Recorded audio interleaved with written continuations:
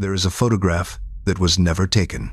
In 1992, in a laboratory in Cambridge, Massachusetts, engineers at Polaroid had a working digital camera sitting on a bench. Its sensor was years ahead of almost anything on the market. The company that built it had been preparing for digital photography for more than a decade. It was spending nearly half of its entire research budget on electronic imaging.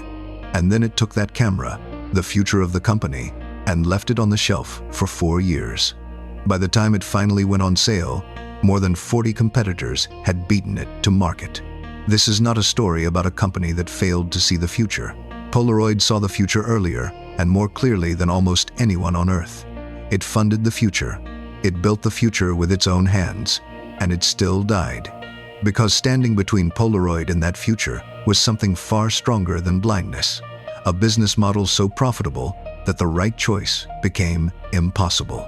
This is the story of how a 3-year-old girl's question created an empire, how the most admired inventor in America was pushed out of it, how the largest patent check in history could not save it, and how the company that held tomorrow in its hands chose to protect yesterday 1 quarter at a time. The empire began with a man who could not stop working. Edwin Land dropped out of Harvard as a teenager, obsessed with one scientific problem: polarized light. He once wore the same clothes for 18 days straight while cracking the production of polarizing film. In 1937, he founded the Polaroid Corporation, selling polarizers for sunglasses, camera filters, and military optics through the Second World War. Then, in 1944, on a family holiday in Santa Fe, New Mexico, his 3-year-old daughter Jennifer asked a question that would change photography forever. She wanted to know why she could not see the picture her father had just taken of her.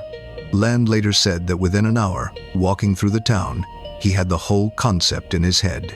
The camera and the darkroom had to become one machine. In February 1947, he stunned the Optical Society of America by demonstrating one-step photography. And on the 26th of November, 1948, the day after Thanksgiving, the first Polaroid Land camera, the Model 95, went on sale at the Jordan Marsh department store in Boston. It cost $89.75, produced a finished print in about a minute, and the store sold out almost immediately. Professional photographers dismissed it as a gimmick. Customers did not care. Land had not just invented a product, he had invented a feeling, watching a memory develop in the palm of your hand. What followed was 3 decades of pure momentum.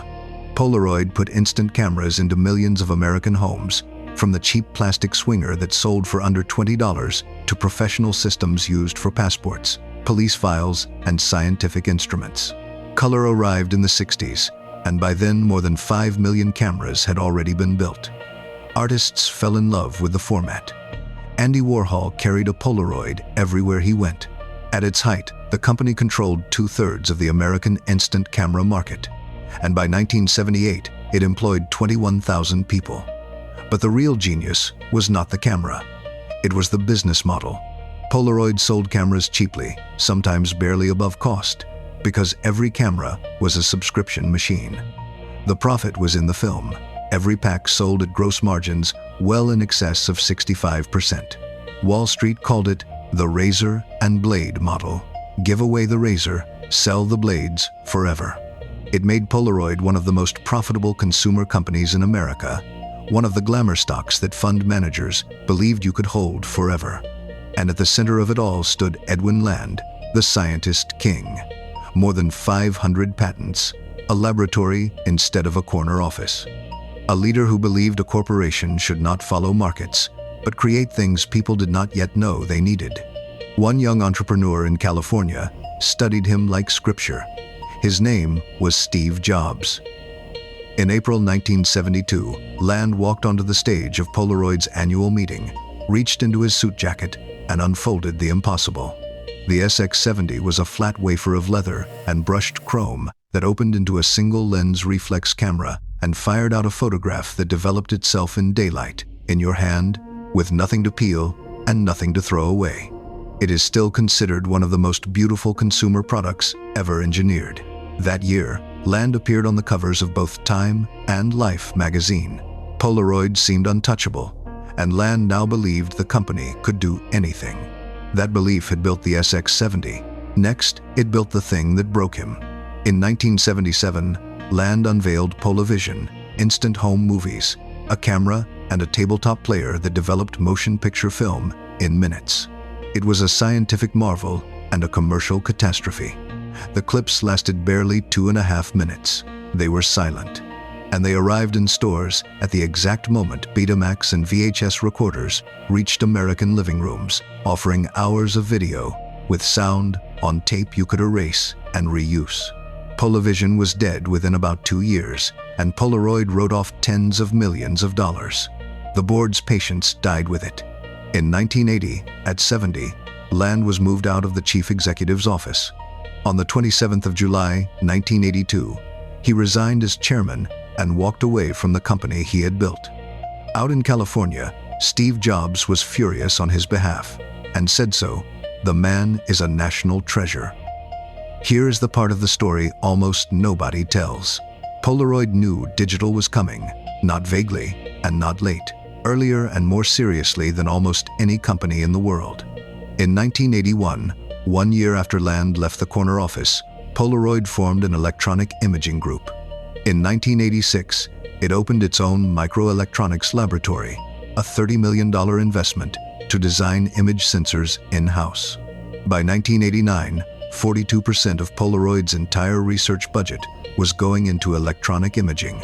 Stop and let that number land. Nearly half of all research spending at the Instant Film Company was aimed at the technology that would replace instant film.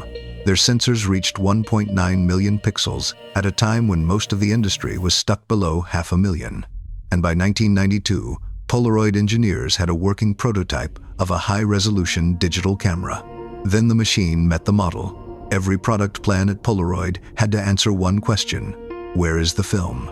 The company earned margins above 65% on every pack it sold. Executives described the trap openly. Instant film was the core of the financial engine, and anything that replaced it had to be just as profitable. A digital camera had no film. No pack, no refill, no subscription. On the spreadsheet, it was not the future. It was a worse business. The culture agreed. Polaroid was a chemistry company. Chemistry and media first. And the film people feared what electronics would make of them. Even the market research was soothing.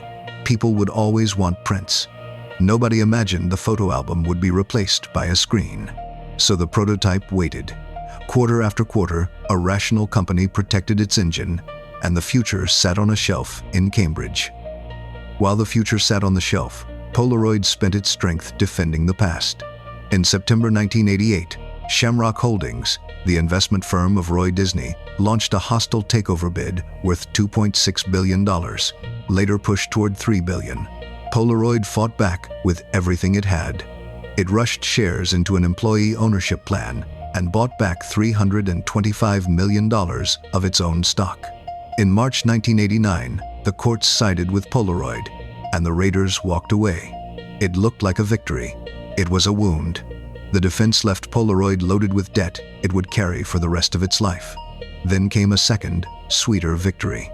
Polaroid had spent 14 years at war with Kodak, which had muscled into instant photography in 1976. Polaroid sued within days. In January 1986, a court forced Kodak out of the instant business entirely, turning 16.5 million Kodak instant cameras into paperweights. And in October 1990 came the bill. A judge ordered Kodak to pay $909 million, at the time the largest patent award in history. The check, $925 million with interest, arrived in the summer of 1991. That same year, Polaroid's revenue peaked at $3 billion. On paper, 1991 was the greatest year the company ever had. In March of that year, Edwin Land died at 81, still holding more than 500 patents. He did not live to see what came next, because 1991 was not a peak. It was the edge of a cliff. The 90s took everything back. Polaroid finally launched its digital camera, the PDC 2000, in 1996, 4 years after the prototype worked.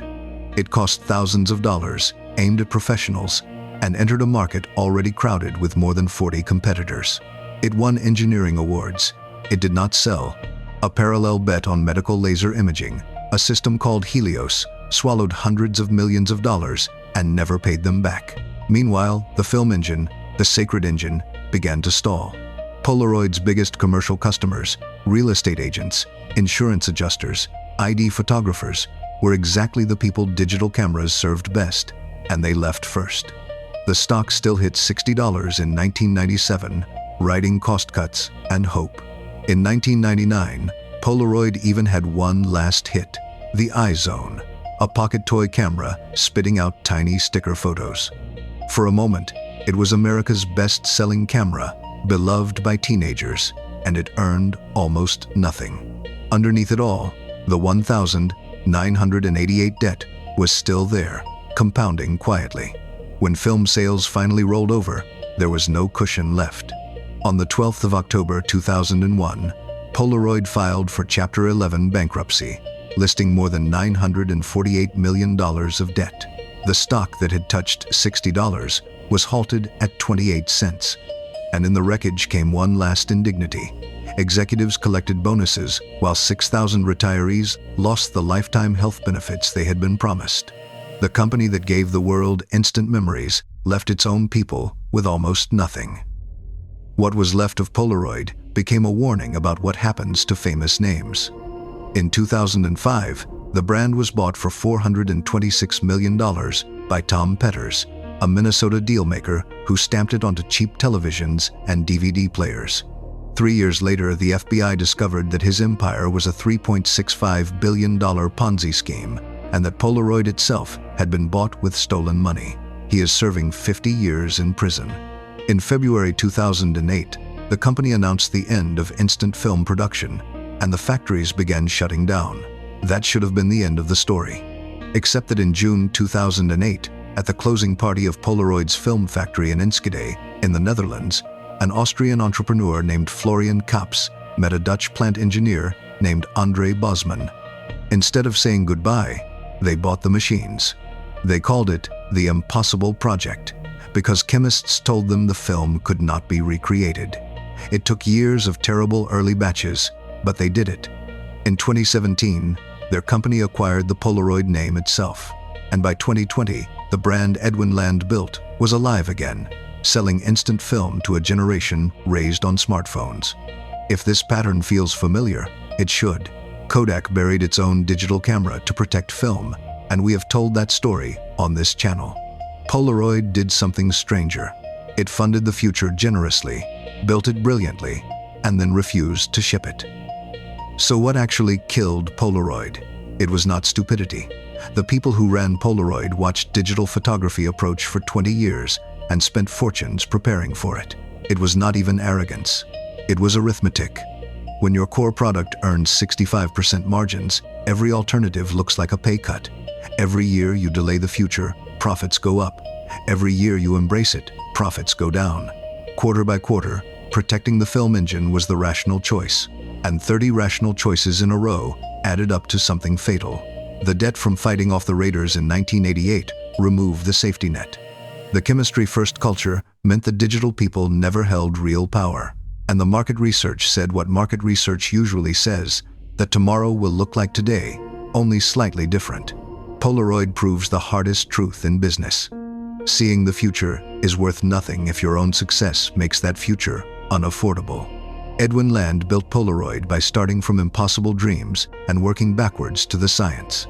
His company ended the opposite way, working forwards from a spreadsheet, one safe quarter at a time, straight off the edge. When Land died, his notebooks, decades of ideas from one of the most inventive minds in American history, were shredded at his own request. It took 3 years to destroy them all.